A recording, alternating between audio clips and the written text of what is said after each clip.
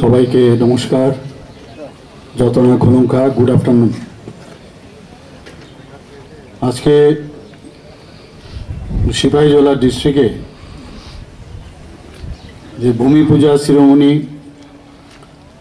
200 বেডের integrated drug de-addiction সেন্টারের যে আয়োজন এবং পাশাপাশি laying foundation stone of district transport office building Amtali Sepahijala, road from Bisramganj Bazar to Chikonchera via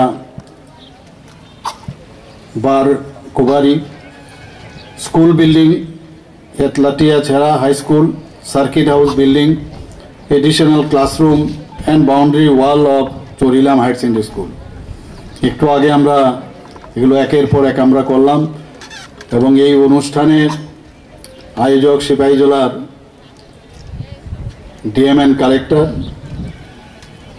এবং এই অনুষ্ঠানে আমাদের মাঝে উপস্থিত আছেন যিনি একটু আগে ওনার মূল্যবান বক্তব্য আমাদের সামনে রাখলেন, আমাদের ত্রিপুরা সরকারের মাননীয় ট্যুরিজম মিনিস্টার, ট্রান্সপোর্ট এবং ফুড মিনিস্টার শ্রী সুশান্ত চৌধুরী মহোদয়, উপস্থিত এই জেলার মাননীয় সভাধিপতি শ্রীমতী সুপ্রিয়া দাস দত্ত মহোদয়া, উপস্থিত শ্রীমতী অন্তরা সরকার দেব,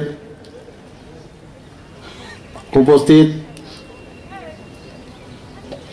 সুশান্ত দেব মহোদয়, শ্রী তফাজ্জল হোসেন মহোদয়, শ্রী কিশোর বর্মন, শ্রী সুবোধ দেব বর্মন, শ্রী বিশ্বজিৎ কলই, সমস্ত যারা বিধায়কের নাম আমি বললাম।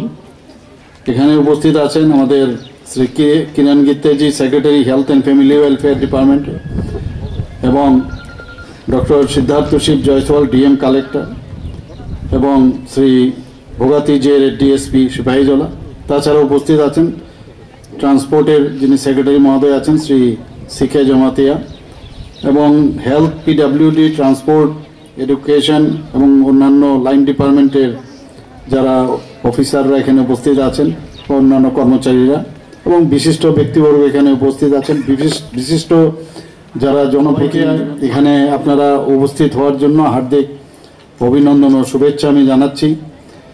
অত্যন্ত আনন্দের বিষয় আমি বলবো যে এইরকম একটা উন্নয়নের যে আমাদের যশস্বী প্রধানমন্ত্রীজি নরেন্দ্র মোদীজি বারবার বলেন, অ্যাক্ট ইস্ট পলিসির মাধ্যমে বলছেন, যদি অষ্টলক্ষ্মীও নাম দিয়েছেন আমাদের যে 8টা আমাদের যে নর্থ ইস্টের স্টেট আছে, সেই 8টা স্টেটের যদি ডেভেলপমেন্ট না হয় তো ভারতবর্ষ ডেভেলপ হবে না। এখানে যিনি অ্যানাউন্স করছিলেন উনি বলছিলেন যে জেলা, প্রতিটা জেলাও যদি ডেভেলপ না হয় তাহলে ত্রিপুরা স্টেটও ডেভেলপ করবে না। তো আমরা সেই দিশায় আমরা কাজ করছি প্রতিনিয়ত। মাননীয় মন্ত্রী বাহাদুর বলেছেন যে স্কাই ইজ দ্য লিমিট, অন্তহীন ডেভেলপমেন্ট। মাননীয় প্রধানমন্ত্রীজি এবার ওনার যে লাস্ট যে 15 অগস্টের ভাষণে উনি বলেছেন যে infrastructure development, is of living এর যে বিষয় উনি কিন্তু খুব ভালো করে এটার মধ্যে জোর দিয়েছিলেন।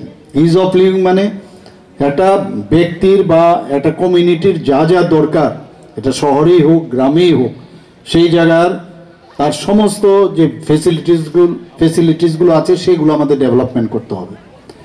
আমি আজকে এখানে পিএম ডিভাইন, যেটা prime minister development initiative for north east, এই যে প্রকল্প এখানে শুরু হলো, আমরা বিধানসভার মধ্যে প্রায়শই বিষয়ে অনেকে অনেক প্রশ্ন করেন, বিধায়করা কথা বলেন, আমাদের মন্ত্রী বাহাদুরও তার উত্তর দেন যে ড্রাগ আমাদের জন্য, ড্রাগ এডিকশনের যে একটা বিষয় সেটা নিয়ে আমরা বারবার 2018 আগে আমরা বলেছি যে নেশাযুক্ত ছিল, আমরা আসার পরে আমরা বললাম নেশামুক্ত।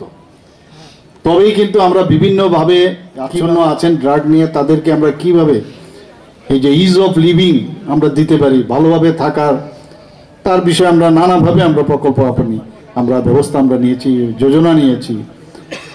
আমরা জানি যে এটা একটা সামাজিক ব্যাধি, এর থেকে বেরিয়ে আসা অনেক সময় আমাদের ব্যক্তিগত জীবনে আপনি দেখবেন, এটা পাড়াতেই হোক বা অফিসেই হোক, আমি জানি না অফিসের কথা আমার জানা নেই, স্কুলেই হোক, সেখানে ইয়াং জেনারেশন দেখবেন একজন ব্যক্তি যে নাকি অলরেডি এডিক্টেড, সে খুঁজতে থাকে আর কাকে ধরা যায়। একা এই এডিকশনটা অনেক সময় এই যে সেন্টার অফ মানে যে ফিলিংস, ইফোরিয়ার যে ফিলিংস, সেটা কিন্তু একা অনেক সময় আনন্দ পায় না, তো আরেকজনকে খুঁজে। তো এইভাবে চলতে থাকে, বহু লোককে এইভাবে সেটা ছড়িয়ে যায়। আমি এবার বিধানসভার মধ্যে একজন গল্পও বলেছিলাম যে কিভাবে অনেক সময় এই ড্রাগের উপর অনেকে আসক্ত হয়। বিলুনিয়াতে সেখানে একটা ফুটবল মাঠ, সেটাকে সিনথেটিক যে টার্ফ যে ফুটবল গ্রাউন্ড, সেটা ইনোগ্রেশন করতে গিয়েছিলাম। সেখানে একটা ছেলে, সে যখন হাফ টাইমের সময় সে বলল কি যে I was a very good student. অনেকে বলে, বিরোধীরা অনেক সময় বলে যে ড্রাগস যে আছে সেটা যেহেতু এখানে চাকরি নেই, চাকরির কারণে অনেকে ড্রাগসের পেছনে ঘুরে এবং ড্রাগসে এডিক্টেড হয়। কিন্তু আমি একটা উদাহরণ আপনাকে দিচ্ছি, বিধানসভায় এবার বলেছি যে ওই যে ব্যক্তি, ও বলছে I belong to a very well to do family, আমি একটা ভালো ফ্যামিলির থেকে আমি বিলং করি, and I was a very good student as well as I was a very good food player. কিন্তু আমি সবসময় এটা আমার সেন্টার অফ অ্যাট্রাকশনের একটা সবসময় একটা ফিলিংস আমার কাছে থাকতো যে আমি যেখানে যাব আমি আমাকে সব মানুষ আমাকে দেখুক, তার জন্য এই নেশার উপর আকৃষ্ট হতো। সেটা খেলে নিজেকে মনে করতো কীরকম, বুঝতেই পারছেন, খাওয়ার পরে তো যা খুশি বলা যায়। তো এতে করেও কিন্তু নেশা আস্তে আস্তে অনেককে নেশার আচ্ছন্ন করে।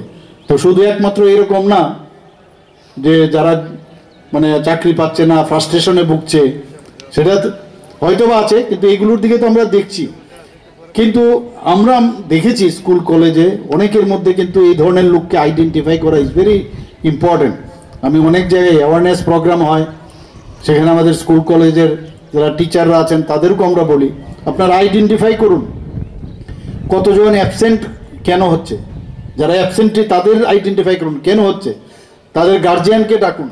পাড়ার মধ্যেও আমরা নিজেদেরকে নিয়ে আমরা ব্যস্ত থাকি, মহল্লাতে আমরা যখন থাকি নিজেদেরকে নিয়ে আমরা ব্যস্ত থাকি, কিন্তু আমাদেরও দায়িত্ব আলটিমেটলি এটা। কিন্তু আগুন যেমন বাড়ির পাশে যখন আগুন লাগে, আমি যদি মনে করি এর বাড়িতে লেগেছে আমার এখানে কিচ্ছু হবে না, তাহলে কিন্তু আমরা মূর্খের স্বর্গে বাস করি। আমাদেরও ভাবতে হবে এই আগুন আমার এখানে, এক্স্যাক্টলি সেম ওয়ে যে ড্রাগ এডিকশন যে হচ্ছে সেটা আস্তে আস্তে করে আমার বাড়িতেও ঢুকতে পারে, সমাজের সব জায়গার মধ্যে ঢুকতে পারে। আমাদের দায়িত্বও সেটা বর্তায়, আমরা সেটা করি না। আমরা করি না, যখন এক্সট্রিম হয় তখন এটা নিয়ে আমরা হইচই করি। তো সমস্ত জায়গার মধ্যে আমাদের ত্রিপুরাতে কিন্তু ক্লাব কালচার আছে, ওয়েস্ট বেঙ্গল এবং ত্রিপুরাতে বহুদিন ধরে ক্লাব কালচার আছে।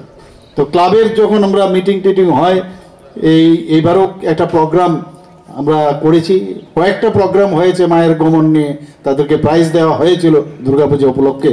সেখানেও আমি ওনাদের কাছে বলেছি যে আপনারা কিন্তু দায়িত্ব অনেক বেশি, দেখুন কোন জায়গার মধ্যে কোন ছেলে কোন জায়গায় কোন বাড়িতে বিক্রি হয়, সেটা পুলিশ দিয়ে কিছু হবে না, কত করা যাবে। কিন্তু আপনারা যদি আরো বেশি সজাগ হন, তাহলে এই সরকারের যে আমাদের এজেন্সিগুলো আছে তারাও কিন্তু আপনাদের হেল্প করবে। রাস্তাঘাটের কথা বলেছেন, ন্যাশনাল হাইওয়ের কথা বলেছেন, ট্রেনের, আপনার যদি ট্রেনের কথা বলুন, এখানে তো বললাম 20টা ডোমের মতো, আমি নিজে কয়েকবার গেছি 20টা ডোমে বসার পরে আমি ফটো তুলে আমার কয়েকজন বন্ধুকে আমি পাঠিয়েছিলাম, দেখো আমরা কোন ট্রেনে আছি। বলে আপনি কি বিদেশে আছেন, জিজ্ঞেস করছিল। আমি আরে না না, আমি এখান থেকে ধর্মনগর যাচ্ছি, এটা ত্রিপুরার মধ্যে আগরতলার থেকে এই ট্রেন যাচ্ছে। কত ভালো লাগে। আর স্বচ্ছতা অভিযান মাননীয় প্রধানমন্ত্রীজি বলছেন যে স্বচ্ছতা ছাড়া হবে না। এবং আমি এবার ক্লাবের যে একটা মিটিং হয়েছে রবীন্দ্র ভবনে, আমি ওনাদেরকে বলেছি আপনারা তো ভালো লাইটিং করেছেন, ভালো প্যান্ডেল বানিয়েছেন, এর জন্য পুরস্কার পেয়েছেন। আমি ওখানকার মেয়র সাহেবকে বলেছি আপনি আরেকটা খুলুন, যে আপনার এরিয়ার মধ্যে যদি ড্রেন ফ্রেনের ইত্যাদি জায়গায় পরিষ্কার পরিচ্ছন্ন থাকে তার জন্য প্রাইজ আমরা দেব প্রতি বছর, তার একটা ব্যবস্থা করুন, আমি আপনাদেরকে সাহায্য করব। কারণ আমরা কিন্তু চলে যাই ড্রেনের ভিতর গিয়ে দেখবেন ওই সমস্ত মাদক দ্রব্যের সে বোতল পড়ে থাকে, অনেক সময় আবর্জনা পড়ে থাকে, ঘর থেকে বেরিয়ে ফেলে দেয় ড্রেনের ভিতরে।